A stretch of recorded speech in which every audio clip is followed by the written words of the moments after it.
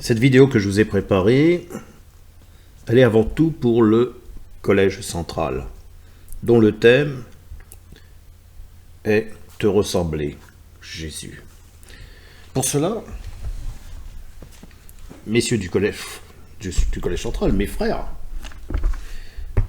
alors vous pouvez prendre la traduction que vous voulez, moi j'ai pris la grosse Bible de l'époque. Il y a les nouvelles, forcément les messages, en tout cas les textes ne sont plus appropriés ou peut-être différents, c'est pas bien méchant. Ce qui est important, c'est le fond de ce texte. Donc, chers frères du Collège Central, je vous invite à prendre la lettre d'Isaïe, qui était quand même prophète, et le chapitre 53. D'accord? Il s'agit de Jésus de Nazareth. Vous êtes prêts? Qui a ajouté foi à ce que nous avons entendu? Et quant au bras de Jéhovah, à qui a-t-il été révélé? Il s'élèvera comme une jeune pousse devant quelqu'un, comme une racine qui sort d'une terre aride. Là, c'est important. Il n'a ni forme imposante, ni aucune splendeur. Et quand nous le verrons, il n'y aura pas l'apparence pour que nous le désirions. Je répète, il n'y aura pas l'apparence pour que nous le désirions.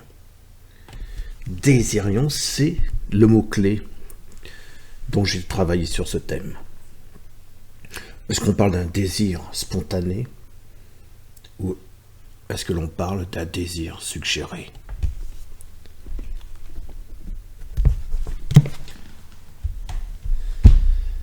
Bonjour, bienvenue sur la chaîne Le Fruit de la Vigne. Eh bien oui, aujourd'hui nous allons évoquer le souvenir du portrait du Messie, c'est-à-dire de Jésus de Nazareth. Quand j'étais encore témoin de Jéhovah, les images qui étaient représentées et qui sont toujours représentées sur les revues de l'organisation me fascinent. À l'époque, mon orgueil était assoiffé. Oh. Est-ce que vous vous rendez compte? Moi, je regardais mon physique. Regardez, je suis de petite taille, je suis fort de corpulence. Je ne pourrais non plus le mec à faire craquer les filles, par exemple. Et là, on vous montre un Jésus qui serait notre modèle. Un Jésus où le mec, mais quand vous le voyez, vous fondez, quoi. Combien de fois j'ai vu des sœurs me dire « Qu'est-ce qu'il est beau !» Qu'est-ce qu'il est beau! Et puis quand je discutais avec elle, je leur dis « Tu sais, si tu regardes le passage d'Isaïe 53, tu verras qu'il n'avait rien pour plaire. » On était un peu loin non plus d'être qu'il soit Quasimodo. Hein, parce que Quasimodo, vous le croisez, vous allez le regarder pour vous moquer de lui. Non, mais Jésus n'avait rien pour plaire. On se détournait de lui. Qu'est-ce qu'on en avait à faire d'un tel bonhomme? Ah mais non, tu dis des bêtises, Luc. C'était quelqu'un, mais regarde, on était dans l'étonnement. Ah oui, mais oui. Et malheureusement, même des frères, moi-même particulièrement, j'ai voulu lui ressembler, l'imiter. Simplement, la barre était trop haute. Et je me suis dégringolé.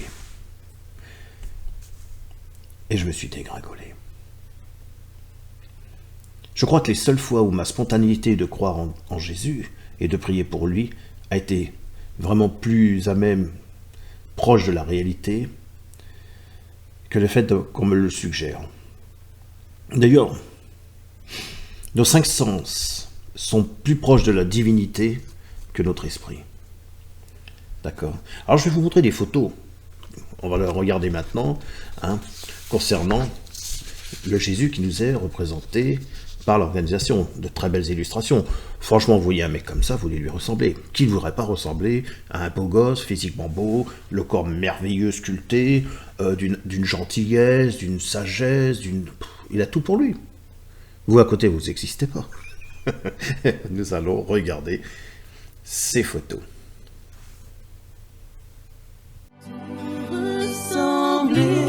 Jésus, c'est mon espoir suprême.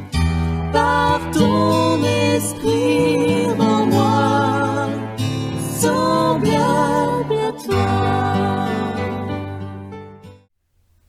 franchement, après avoir vu ces quelques photos, est-ce que vous n'aimeriez pas avoir un tel modèle? Est-il bien de vouloir franchement ressembler à Jésus? Que dire que la barre est haute? Maintenant, je voudrais vous montrer un autre personnage qui va nous parler sur le désir. On va regarder ensemble. Alors là, eh bien effectivement, sur notre dos, on a le portrait d'Hegel. Vous voyez que par rapport à Jésus, Hegel n'est pas spécialement le beau gosse. Hegel disait, si les hommes sont en rivalité constante, c'est parce qu'ils veulent être désirés par autrui. Ils veulent faire l'objet du désir d'autrui. Si nous désirons être désirés par autrui, poursuit Hegel, c'est que nous désirons qu'autrui nous reconnaisse comme une valeur. Nous reconnaisse comme une valeur. Là encore, le désir de reconnaissance est omniprésent, voyez, dans notre vie quotidienne la plus banale. Cette thèse très générale, selon laquelle notre désir est plus fondamental, est d'être estimé par autrui. Et ça, je n'ai aucun doute là-dessus que Jésus estimait les gens. Mais nous, est-ce qu'on peut aimer les autres par rapport à nous-mêmes? Rappelez-vous ce qu'il avait dit. Tu dois croire en ton Dieu, mais tu dois aimer ton prochain comme toi-même. Est-ce qu'on peut s'aimer lorsqu'on veut s'identifier à des personnes comme Jésus, un tel modèle? C'est vrai que sur cette photo que je vais vous mettre maintenant, regardons, voilà, nous comprenons bien l'erreur commise par nos frères du Collège central. À gauche, on a le portrait de Jésus, il n'avait rien pour plaire, et à droite, on a Hegel. Franchement,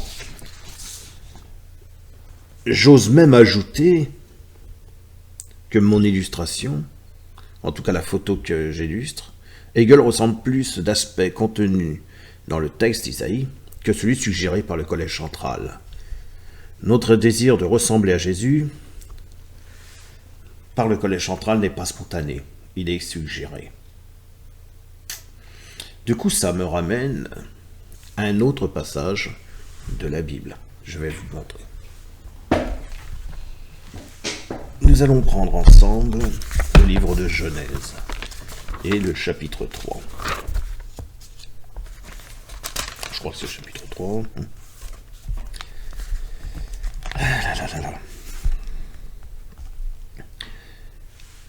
Chapitre 3. Or le serpent était la plus prudente de toutes les bêtes sauvages des champs qu'avait faites Jéhovah Dieu. Et se mit à dire à la femme, « Est-ce vrai que Dieu a dit que vous ne devez pas manger de tout arbre du jardin ?» Mais la femme dit au serpent, « Du fruit des arbres du jardin, nous pouvons manger. Mais quant à manger du fruit de l'arbre qui est au milieu du jardin, Dieu a dit, vous ne devez pas en manger. Non, vous ne devez pas y toucher afin que vous ne mouriez pas. » Eh oui. Regardons ensemble cette photo. Il est vrai que, à ce moment-là, pendant longtemps, elle va passer à côté de cet arbre fruitier. Rien ne s'est passé. Jusqu'au moment où elle va rencontrer le serpent. À aucun moment, spontanément, elle a eu le désir d'aller prendre ce fruit.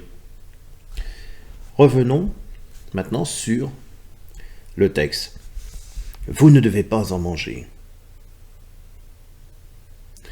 Donc, pour terminer, vous ne devez pas y toucher afin que vous ne mouriez pas. Qu'est-ce que va lui répondre le serpent? Cependant, le serpent dit à la femme, « Vous ne mourrez pas du tout, car Dieu sait que le jour où vous en mangerez, vos yeux ne manqueront pas de s'ouvrir et, à coup sûr, vous serez comme Dieu, connaissant le bon et le mauvais. » Alors la femme vit que l'arbre était bon pour la nourriture et que c'était quelque chose d'enviable pour les yeux. Oui, l'arbre était désirable à regarder. Oui, là déjà, ça se passe dans la tête. Parce qu'on a tendance, quand on dit on est pécheur, que c'est le corps. Ah oui, mais je suis pécheur. Non, non, c'est dans la tête. Le corps, il sert à faire émerger le péché. Mais le corps n'est pas responsable, c'est vous. dans votre esprit qui êtes responsable. Elle prit donc de son fruit et en mangea, puis l'en donna à son mari, alors il fut avec elle, et ils en mangea. Alors c'est vrai que leurs yeux se sont ouverts. Ça, on est plus ouvert vers la décadence qu'autre chose. Mais pour dire, regardons ensemble. On voit quoi? Eh bien que Satan insuffle le désir à Ève. Il lui suggère de désirer ce fruit. Par conséquent, le désir d'Ève pour le fruit, l'objet en soi, qui est le fruit de cet arbre défendu, n'est pas spontané. Vous avez remarqué aussi que Pinocchio exagère, on ne parle pas d'une pomme, on parle d'un fruit. Ce serait plus proche d'une figue que d'une pomme, mais bon. Donc je voudrais, avec vous, prendre l'exemple de René Girard. Je ne sais pas si vous connaissez. Il parle du désir triangulaire. Alors je vais vous montrer la photo de René Girard. Il nous explique que le désir n'est pas une relation à deux termes, sujet et objet, mais une relation à trois termes. Entre le sujet et l'objet, il y a autrui, c'est-à-dire le médiateur.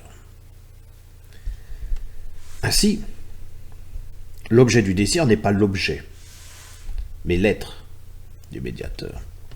René Girard parle, dans ce cas, de désir suggéré par opposition au désir spontané. Eh oui. Le désir suggéré est bien plus puissant que le désir spontané. Je te suggère de manger de ce fruit. Je te suggère de ressembler à Jésus.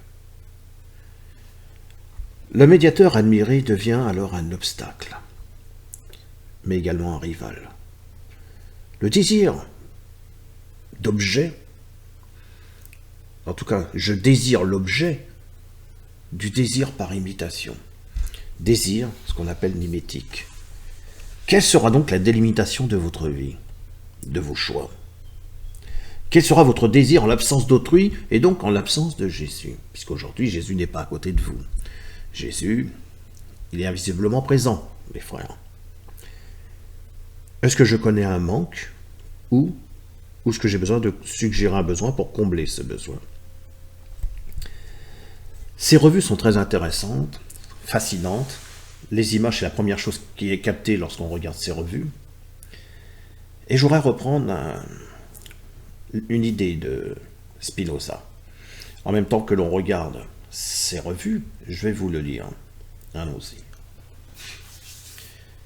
Pour reprendre l'idée de Spinoza, les publicitaires ont bien compris ce mécanisme. Bien souvent, la publicité ne se contente pas de présenter une marchandise. Elle représente plutôt quelqu'un qui possède la marchandise et s'en réjouit. Car les publicitaires ont compris et vérifié expérimentalement que ce qui déclenche le désir de l'objet, ce n'est pas tant l'objet lui-même que sa possession par un autre. Le véritable moteur du désir n'est pas l'objet, mais autrui, son désir et son plaisir. C'est-à-dire que nous ne désirons pas l'objet par besoin, mais par jalousie et rivalité. Le médiateur admiré devient un obstacle et un rival. C'est énorme. Énorme, puisque ressembler à Jésus évoque une comparaison. C'est énorme parce que ça nous amène à perdre notre identité. Et oui, à perdre notre droit de propriété. Le chapitre 53 d'Isaïe, chers frères du Collège central, ne met absolument pas en avant les attraits physiques. Non, proposés par vous-même sur les revues. Il vous faut admettre parfois que le désir est déclenché par une représentation et que cette perception, c'est-à-dire ces images mentales, font en sorte que dans nos rêves, notre désir produit cette représentation. Combien de personnes veulent lui ressembler à Jésus? Combien de personnes voudraient? Mais c'est une suggestion, on suggère. Et pourtant la suggestion est beaucoup plus puissante que la spontanéité. Eh oui. Et combien de personnes, malheureusement, finissent par se détériorer parce que le désir part en détérioration. C'est pas quelque chose qui est agréable. Je veux dire dans le sens que votre désir vous amène à la détérioration de celui-ci. Donc j'invite mes frères du Collège central à se poser cette question. Quel est mon intérêt d'aspirer à ressembler à Jésus alors que Jésus lui-même nous aspire l'inverse? que le chemin est d'abord la réalisation de soi-même. Voilà. Eh bien, j'espère que cette vidéo, chers frères du Collège Central, ou tout témoin de Jéhovah qui regardera, se posera la question sur le portrait d'Isaïe, à savoir, est-ce qu'on désire spontanément travailler sur notre propre condition, nous réaliser, ou plutôt est-ce qu'on va laisser suggérer d'autres de vouloir être quelqu'un d'autre que nous-mêmes. Je vous laisse à cette réflexion, et moi je vous dis à bientôt pour une prochaine vidéo. Bonsoir.